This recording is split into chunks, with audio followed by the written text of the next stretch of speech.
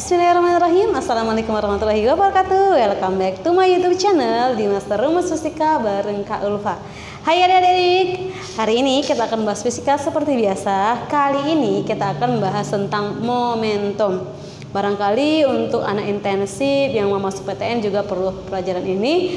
Juga untuk adik-adik yang masih di kelas 10 ya. Nah, ada pelajaran momentum. Kali ini kita bahas momentum. Nah, perhatikan ya dek, momentum. Momentum itu simbolnya adalah P. Konsepnya begini, setiap benda yang bergerak, maka benda itu pasti mempunyai kecepatan. Dan konsepnya adalah setiap massa itu punyanya siapa? Punyanya benda. Artinya begini, setiap benda punya massa. Berarti kan tadi yang bergerak adalah benda. Kalau dia bergerak punya kecepatan, benda ini punya massa.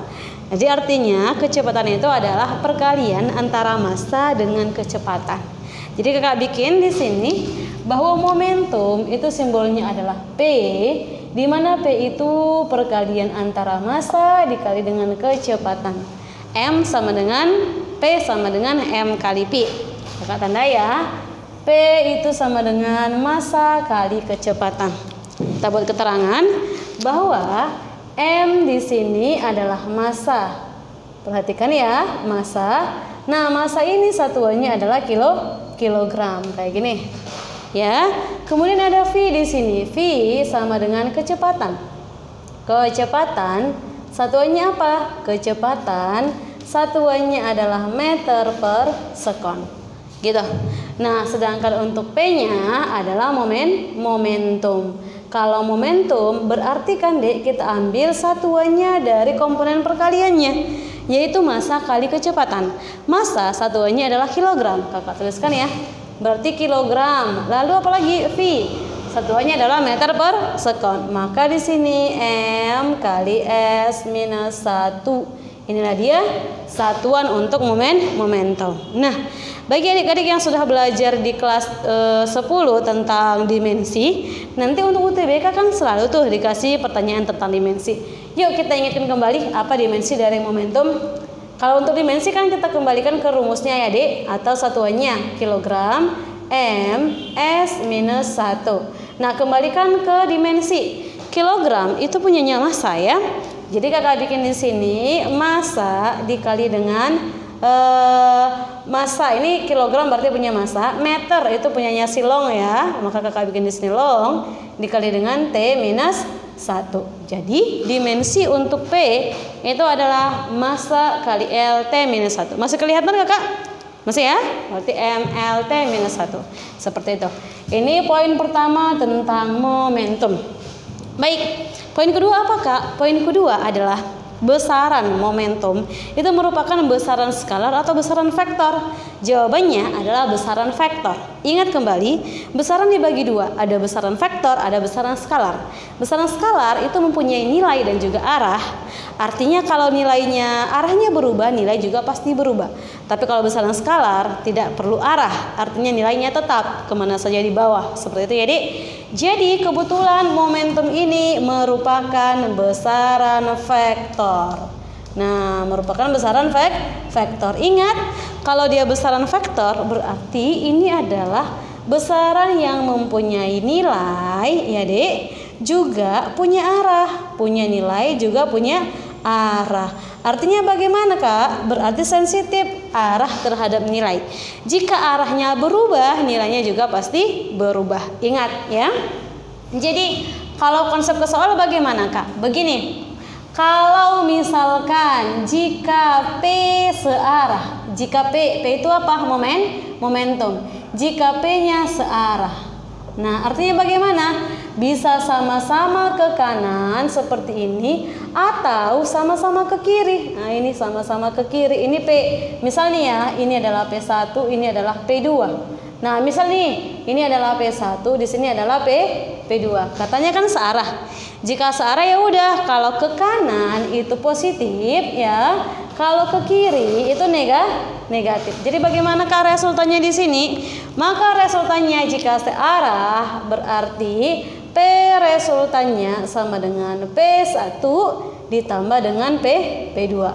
Jika dua-duanya ke kanan. Atau kalau dua-duanya ke kiri kita buat aja P resultannya adalah minus P1, wajib minus ya.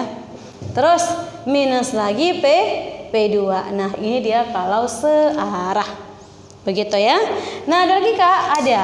Ini poin pertama jika searah. Jika searah. Yang kedua, otomatis jika P. Jika P-nya bagaimana? Jika P-nya berlawanan arah. Nah, jika P-nya berlawanan arah. Wow, kalau berlawanan arah bagaimana Kak? Jika berlawanan arah, maka satu ke kanan, satu ke kiri. Kakak misalkan ya. Nih, ini P1-nya. P1-nya ke kanan. Kemudian P2-nya ini ke kiri. Nah, ini P1, di sini P2. Jadi bagaimana ini, Kak?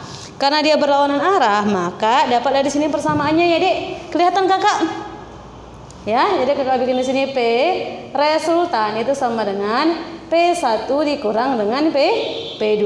Nah, ini persamaannya ya. Kakak tandai ya, Dek. Nah, P resultannya adalah P1 tambah P2. Ini juga tadi P resultan yang searah, kalau sama-sama ke kanan berarti positif, kalau sama-sama ke kiri berarti negatif. Seperti itu. Bisa ya? Kak, kalau misalkan P resultannya itu membentuk sudut bagaimana? Ya udah, kalau membentuk sudut, jadi Kakak bikin di sini jika P ya membentuk sudut. Nah, jika P membentuk sudut, kalau dia membentuk sudut itu artinya ada nilai theta. Ada nilai theta. Atau ini bekerja pada garis Y dan juga garis X kayak gini. Nah, ini dia P di sumbu X, ini ada P di sumbu Y kayak gitu. Maka untuk resultannya, perhatikan ya Dek, masih kelihatan Kakak? Masih ya?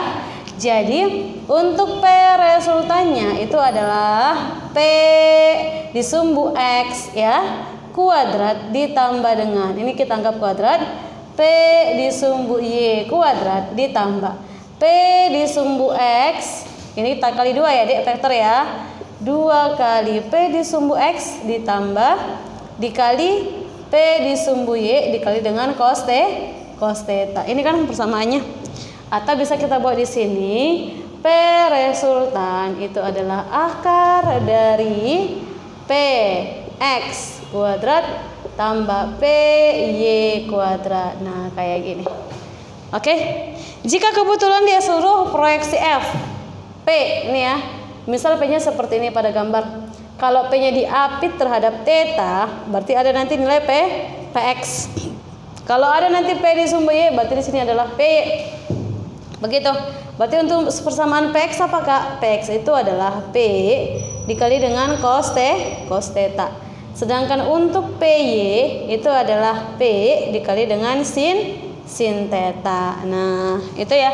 Jadi kalau kayak gini persamaannya langsung saja kita bikin P resultannya itu adalah akar dari P X kuadrat tambah P Y kuadrat kayak gini ya. Itu dia. Kah, berarti balik ke sini Kak? Iya balik, karena kalau dia cos 90 itu adalah 0, maka kan habis ini kan. Inilah gambarannya. Kalau dia sudut 90. Kalau di sini masih kelihatan? Ya. Oke. Berarti Dek, nanti ini adalah P. P ini akan mengalami yang dikatakan sebagai perubahan momentum. Sampai di mana baru Kakak kelihatan, Dek? Sampai di sini? Kelihatan masih? Kalau sampai di sini? Kelihatan? Kalau sampai di sini? Tidak. Berarti sampai di sini ya.